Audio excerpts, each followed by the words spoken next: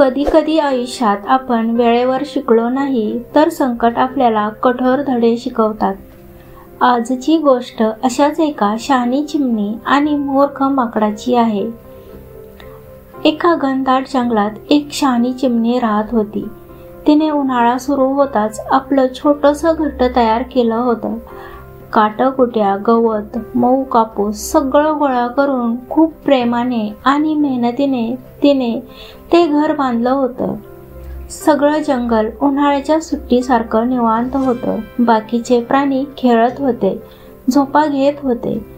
त्यात एक माकडही होतं, बेफिकीर, मस्त मौला, अगदी कामचुकार. चिमणी झाडावर तिच्या घरट्यात पिल्लासोबत राहत होती. ती रोज थोडं थोडं खाणं गोळा करायची, पिल्लांची काळजी घ्यायची आणि त्यांना सुरक्षित ठेवायची.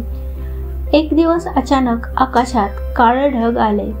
कडकडाट करत मेघ गरजायला लागले आणि थोड्याच वेळात मुसळधार पाऊस सुरू झाला. पाऊस, वादळ, गारठा सगळं जंगल भिजायला लागलं. प्राणी धावपळ करू लागले. पण चिमणीचं घरटं ते मात्र उबदार, सुरक्षित होतं. ती आणि तिची पिल्लं गोंजारत घरट्यात निवांत बसले होते. तेवढ्यात एक भिजल्याला थरथर कापणारा माकड त्या झाडावर आला.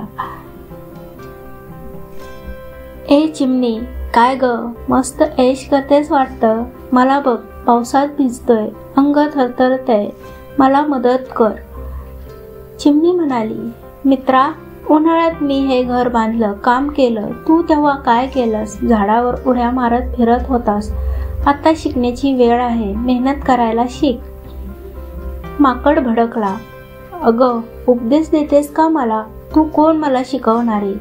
आणि चिडून त्यानं चिमणीचं घरटं फाडून टाकलं. कापसाच्या तंतूसोबत चिमणीची आशा उडून गेली. पिल्लं भिजली.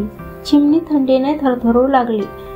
पण चिमणी काहीच करू शकली नाही. फक्त आभाळाकडे बघून अश्रू ढाळत राहिली. मित्रांनो, या गोष्टीतून आपण काय शिकतो?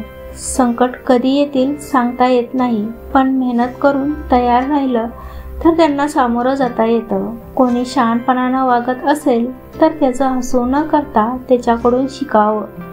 रागाच्या भरात केलेली कृती कधी कधी कायमचं नुकसान करू शकते आणि त्याचा पश्चाताप आयुष्यभर करावा लागतो.